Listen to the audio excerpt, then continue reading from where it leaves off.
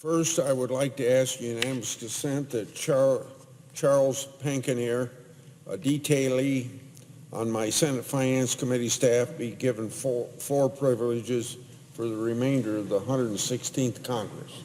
Without objection. And then for 1 minute before I speak what I came for a longer period of time to the floor to speak, I want to address a trade issue. Congress needs to pass the United States-Mexico-Canada agreement this year to give farmers and businesses the certainty that they need and the certainty they deserve. The past year has brought rising costs, lost markets, and uncertainty for the farmers and businesses. We need to focus on creating opportunities instead of erecting barriers. I'd like to see a resolution with Canada and Mexico on steel and aluminum tariffs. One that would acknowledge that we need our allies to help us deal with the source of the overcapacity problems, and that source of the problem is China. I urge President Trump to lift the 232 tariffs so that we can forge ahead with the U.S.-Mexico-Canada agreement and eliminate the uncertainty that is present in the American market. Now for the main purpose of my coming to the floor. After years of hearing Democrats falsely proclaim that the Trump campaign colluded with Russia, Special Counsel Muller found no collusion existed. The fact that there was no collusion is a very positive development, not just for this administration, but for the entire country. However, it does seem that the real collusion occurred with Democrats, and I will explain. It was the Clinton campaign and Democratic National Committee that hired Fusion GPS to do opposition research against candidate Trump. Fusion GPS then hired Christopher Steele, a former British intelligence officer, to compile the Steele dossier that reportedly used Russian government sources for information. You see, it was the Clinton campaign and the Democratic National Committee that funded the document that largely created the collusion narrative, a narrative that's been deemed false. And of course, that's the irony here. The Democrats paid for a document created by a foreign national with reported Russian government sources, not Trump. President Trump did not do that. The Democrats did. But apparently, it's not over yet, or so the Democrats tell us every day. Their next step is to subpoena the entire Muller report. Well, I agree that Congress and the public should see that information. And it sounds to me like President Trump agrees as well. The Attorney General has already said on multiple occasions that he's going to release as much information as the law allows and as soon as he can. And it looks like Congress and likely the public will get the Mueller report this month of April sometimes. But Democrats have requested more than just the report. They've asked the Justice Department to also produce the Mueller report's underlying evidence, including all intelligence-related information. I agree with the need to see as much information as possible. In fact, I've co-sponsored a bipartisan bill that would do just that. But the Democrats' fury over Mueller's findings and their inconsistent positions makes me think all of this is more about politics than principle. After all, the chairman of the House Judiciary Committee opposed the public release of this type of information in the 1990s. To guard against that political gamesmanship, there's only one legitimate way to do this. Let's see all the documents. But by all, I don't mean just those related to the Mueller investigation. We should see every piece of evidence, including evidence connected to how the Russian investigation started. Now that should be a very easy ask. And you know why? I've already requested that information. For example, I've requested documents related to Steele, his dossier, and campaign-related FISA applications. These documents relate to actions taken by James Comey, Peter Strzok, and Bruce Orr, and are critical to Congress fully understanding the creation of the Russian investigation. If Congress is going to review the Mueller report and all underlying information, it should be able to review information relating to how the Russian investigation started. So will the Democrats join me in that effort and support my request? Further, to be consistent, we shouldn't stop at the Russia investigation. The Democrats want all the Mueller information, but seem to be turning a blind eye to other investigations where Congress and the public have yet to see every bit of information that's out there. Again, that leads me to believe their request for Mueller-related documents is a political ploy. Take, for example, the Clinton investigation. Will Democrats ask the Justice Department for all the underlying information relating to the Hillary Clinton investigation? As I've written about publicly before, the Justice Department Inspector General produced to Congress a highly classified document relating to the Clinton investigation. That document makes clear the Justice Department and the FBI still ought to produce information to Congress and answer more questions. For example, the unclassified version of the Inspector General's report provides important context about the classified report. And I have a long quote here. The FBI had considered obtaining permission from the department to review certain classified materials that may have included information potentially relevant to the mid-year investigation. Although the mid-year team drafted a memorandum to the Deputy Attorney General in late May 2016, stating that review of a highly classified material was necessary to complete the investigation and requesting permission to access them. The FBI never sent this request to the department. End of quote. So the Inspector General found 4 important things according to the unclassified report. Number 1, the FBI apparently had highly classified information potentially relevant to the Clinton investigation in its possession. 2, the FBI drafted a memo to get access to the information. 3, that memo said review of the information was necessary to complete the investigation. And then 4, ironically, that memo was never sent. Years later, when the Inspector General interviewed the FBI agents, they said they didn't seek access to the information because they didn't think it would materially impact the conclusion. Now, how could they conclude that point if they never got access to the information? In May of 2016, the memo was necessary to complete the investigation.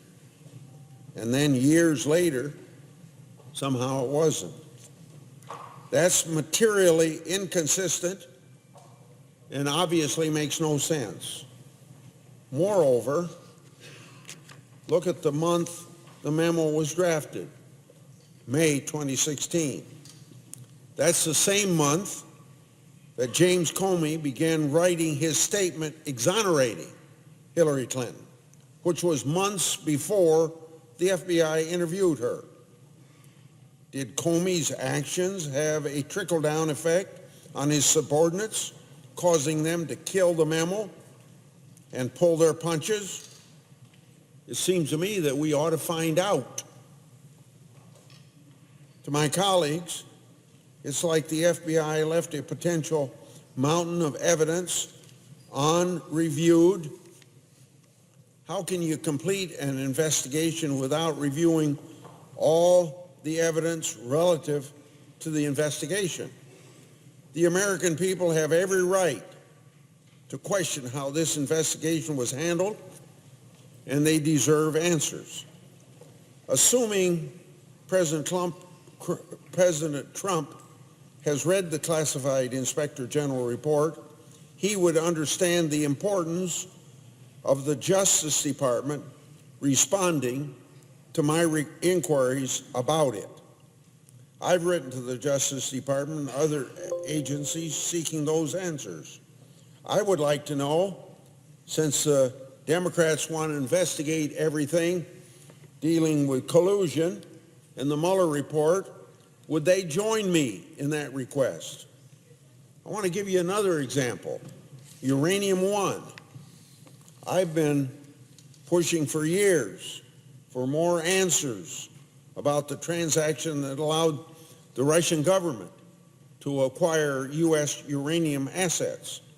I've received classified and unclassified briefings about it from multiple agencies, and I've identified some FBI intelligence reports that may shed more light on the transaction. Just last week, my staff were told that the Attorney General has refused to provide access to those documents. Well, if the Democrats demand intelligence-related information from the Justice Department regarding the Mueller report, there's no reason why they shouldn't do the same for Uranium One. And if the Justice Department provides that information about the Mueller report, well, then there's no reason why they should withhold the Uranium One material. So it kind of gets down to this point. If the Democrats want to be consistent, they'll have to treat Clinton, Uranium One, and Russia-related investigations the same. Anything less than that reeks of political gamesmanship and sets a clear double standard. And that double standard also extends to the position the Democrats have taken with respect to obstruction. We know that Mueller did not conclude that the president committed a crime, and neither did the Attorney General. Still, Democrats want to make the case that Trump obstructed justice, even though the Justice Department said otherwise. With no evidence, the Democrats have accused the Attorney General of bias. But Mr. Barr evaluated this matter in close consultation with Deputy Attorney General Rosenstein, the person who appointed Mueller in the first place. The Democrats, looking for absolutely anything they can to make a case when there is no case. But these same Democrats in the Obama Justice Department didn't bat an eye when Clinton's associates deleted records subject to congressional subpoena and preservation orders. In March of 2015, Secretary Clinton's attorneys had a conference call with Paul Gambetta, the man who helped manage Clinton's non-government server. After that call, he deleted Clinton's emails with BleachBit, a software program designed to prevent forensic discoveries. I've seen no evidence that anyone has even speculated that the president ever did that or instructed anyone to go that far. What also troubles me about one aspect of the Clinton investigation is that the FBI agreed to limit the scope of review to her time as Secretary of State. That eliminated potentially high relevant emails before and after her tenure that could have shed light on why she operated a non-government server. It also eliminated emails around the time of that conference call that could have shown what exactly was intended in deleting those emails. Why the DOJ and FBI pull their punches? Mueller sure didn't pull his punches. He extended his scope of investigation well beyond allegations of collusion, which turned out to be false. And lastly, the FBI agreed to destroy records and laptops of Clinton's associates after reviewing them. Now, that happens to be an astonishing agreement in light of the fact that those records could have been relevant to ongoing congressional inquiries that the FBI knew about. Where were the Democrats when all that stuff happened? Where was their outrage at the potential obstruction of justice and obstruction of congressional oversight? Seems to me that if the Democrats want to be consistent, they'll have to address what was done and what was totally ignored in the Clinton investigation. Let's also not forget about the prosecutorial double standard.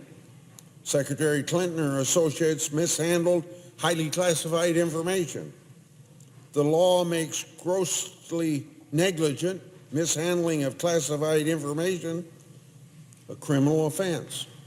Comey did not recommend prosecution because it was not historically done under law unless intent was present. So not only did he and the Justice Department read intent into the statute, they made a judgment call based upon how many times someone had been charged under the law. Well, the same thing could be said of the Foreign Agents Registration Act and lying to Congress. Each have had minimal prosecutions. Between 1966 and 2015, the Justice Department only brought 7 criminal Foreign Agents Registration Act cases. 1 resulted in conviction. 2 pled guilty.